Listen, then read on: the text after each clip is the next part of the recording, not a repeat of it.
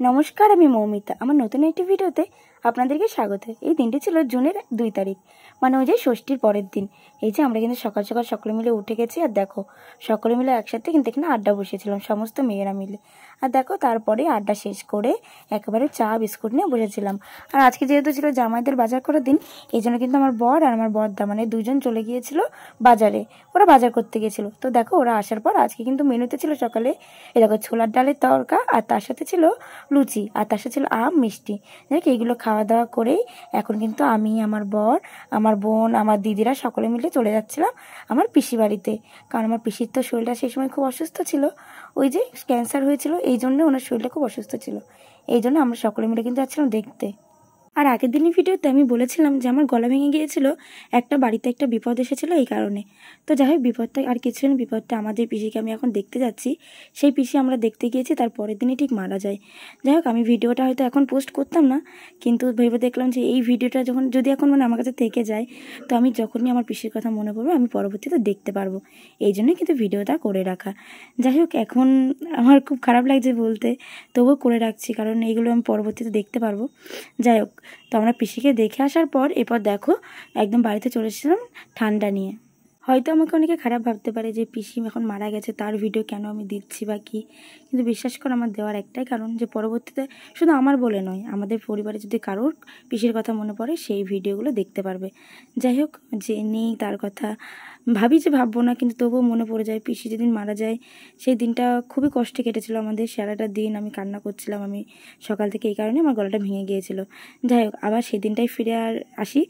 এই যে আমাদের কিন্তু রান্নাবান্না হয়ে গিয়েছিল, মেনুতে কিন্তু ছিল এই যে ভাত, এই হাঁড়িটা আমি যে পেয়েছিলাম আমার বিবাহবার্ষিকীতে, সেই হাঁড়িটা করে কিন্তু ভাত হচ্ছিল। দেখো গাইজ, আমাদের বাড়ির কাজের মহিলা কাজ করছে, এই যে দেখো। যাই হোক, আর এইদিকে দেখো সকলে কিন্তু খেতে বসে পড়েছিল। আর এই যে আজকের মেনুতে ছিল একদম সিম্পল খাবার দাবার, মানে টক ডাল, আলুর চিপস, আর তার সাথে ছিল হাঁসের মাংস, আর হচ্ছে ছিল দই আর মিষ্টি। বল ভাই, বল আই লাভ ইউ টু, বল আই লাভ ইউ টু, বল তোকে আই লাভ ইউ বললো। গরম লাগছে না ভাই এসির থেকে বেরিয়ে? তোকে তো দিদা আই লাভ ইউ বলো, তুই আই লাভ ইউ টু বলে দে।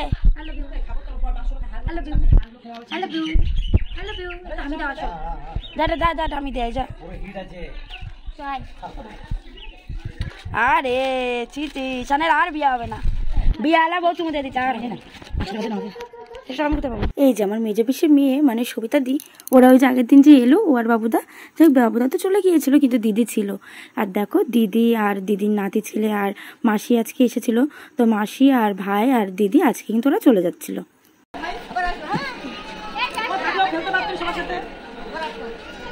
Tata bye bye. হ্যাঁ যাবো, এ যা আসিস আবার। সবাই দেখো চলে আসছে, কেমন আসিস আবার। তুমি সরে আসো, তুমি সরে আসো, তোমার আবার নিয়ে। যাই হোক, দিদি আর মাসিদের তুলে দিয়ে আসতে না আসতে দেখি আমার রানীগঞ্জে যে দিদি এসেছিল, দিদি জ্যাম্বো আর ওদের দুই মেয়ে, তো ওরাও রেডি হয়ে গিয়েছিল এই পাশে ট্রেন ধরার জন্য, কারণ ওরাও সেদিনকে বাড়ি চলে গিয়েছিল। ষষ্ঠীর পরের দিন ওরাও খাওয়া দাওয়া করে নিয়েছিল, আর খাওয়া দাওয়া করে দেখো ওরাও কিন্তু ট্রেন ধরে নিয়েছে।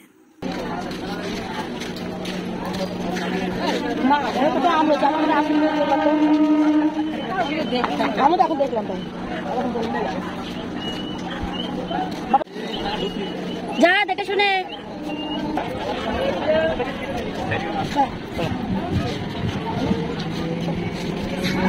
তো দেখতেই পেলে ওরা কিন্তু চলে গিয়েছিল।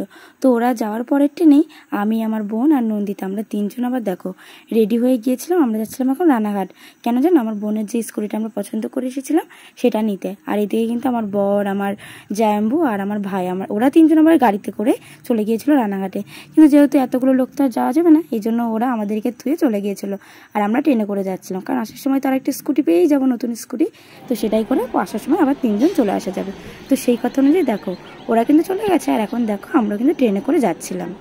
এই দেখো এখন কিন্তু আমরা রানাঘাটে চলে এসেছিলাম। আর দেখো রানাঘাটে আসার সাথে সাথে এত ভিড় ছিল সেদিনকে রানাঘাট স্টেশনে, আর তার সাথে দেখো গেদে লোকাল দাঁড়িয়েছিল, আর এই দিক দিয়ে কৃষ্ণনগর লোকালও ঢুকেছিল। তো কৃষ্ণনগরের লোক নিয়ে ছাড়বে, তো এই জন্য দেখো আমরা কিন্তু আস্তে আস্তে চলে এলাম এখানে। আর দেখো এসে একটা টোটো পেয়ে গেছে, আর দেখতে পাচ্ছি ওই যে সামনে বললাম না যে ওরা তিনজন গাড়ি নিয়ে বেরিয়েছে, তো ওই দেখো ওরা তিনজন গাড়ি নিয়ে বেরিয়েছে। কিন্তু দেখো আমরা কিন্তু ওদেরকে দেখতে পেরেছিলাম, ওরা কিন্তু আমাদেরকে দেখতে পেরেছিল না।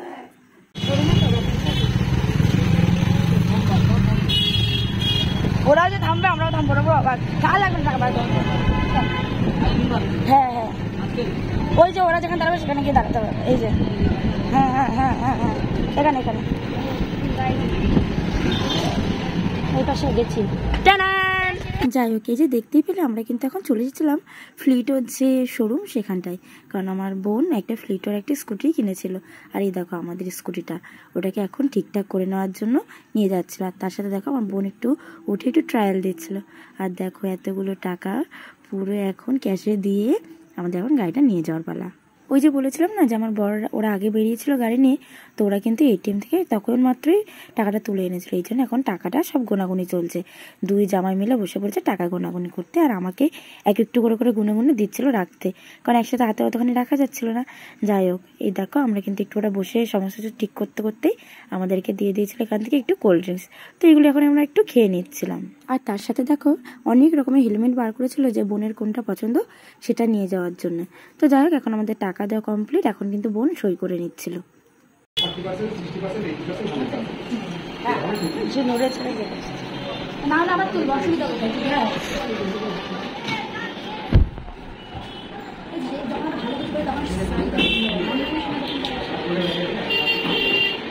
লাইটটা আগে দরকার ছিল।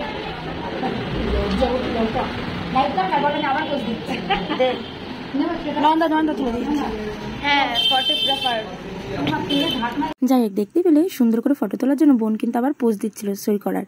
যাই হোক, ও সই করে নিচ্ছিল। আর এইদিকে দেখো আমাদের গাড়ি কিন্তু একেবারে ধুয়ে মুছে সমস্ত কিছু সেটিং ঠিকঠাক করে টাইট দিয়ে মোটামুটি রেডি। আর দেখো বোন কিন্তু আমার টাকা দিতে যাচ্ছিল।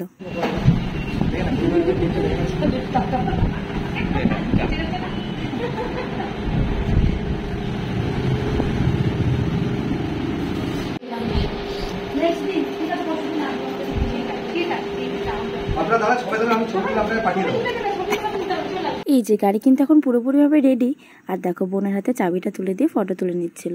আর এখন চলো গাড়িটা নিয়ে সকলে মিলে একটু ফটোশ্যুট করে নিচ্ছিল। আর ফটো তুলতে তুলতে দেখো আমাদের গাড়ি বার করে কিন্তু একেবারে ট্রায়াল দেওয়ার জন্য সবাই মাঠে নেমে পড়েছিল। একেবারে রাস্তায় একদম চালানো শুরু করেছিল যে কতটা কি ঠিকঠাক আছে কি না আছে। এই জন্য দেখো ফার্স্টে বোন আর জায়াম্বু গেছিলো, আর তারপরে কিন্তু আমি আর আমার বড় চলে গিয়েছিলাম।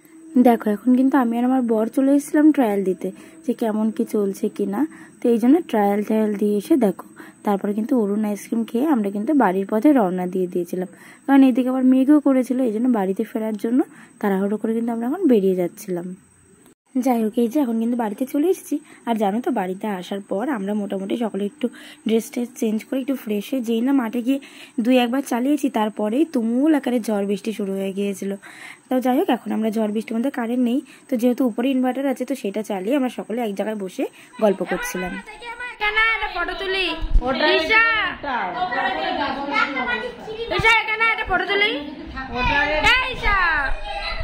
যাই হোক, এই দেখো অন্ধকারের মধ্যে এখন আমরা কি করব, এই জন্য এখানে সকলে মিলে ইনভার্টার চালিয়ে গল্প করতে করতে একদম লুডো খেলে নিচ্ছিলাম। আর তার মধ্যে দেখো বোন নতুন গাড়ি কিনেছে, এই জন্য সকলকে আমুলের একটা করে করে আইসক্রিম খাওয়াচ্ছিল। যাক, এগুলো খেয়ে আমরা কিন্তু একেবারে খেতে চলে গিয়েছিলাম। আর আজকের রাতের মেনুতে ছিল আলু সিদ্ধ মাখা একদম শুকনো লঙ্কা ভেজে, আর তার সাথে ছিল টক ডাল। আর যেহেতু দুপুরে সকলে মিলে ওই হাঁসের মাংস খাওয়া হয়েছিল, তো আমার যেহেতু খায় না, ওনার জন্য মাছ আনা হয়েছিল। তো সেখান থেকে কিছু কিছু মাছের পিস ছিল, সেখান থেকে সকলে ভাগযোগ করে খেয়ে নিয়েছিলাম। আর জানো তো আজকে খাওয়া দাওয়ার পরে আমরা সকলে মিলে স্টেশনে হাঁটতে গিয়ে এমন ঝড়ে ফেসে গিয়েছিলাম, সে আর না বললেই নয়। যাই হোক, আজকের ভিডিওটা বাস এইটুকুনি। দেখা হচ্ছে আবার পরবর্তী ভিডিওতে। ততক্ষণের জন্য সকলে ভালো থাকবেন, সুস্থ থাকবেন। বাই। ফটো তুলবো তো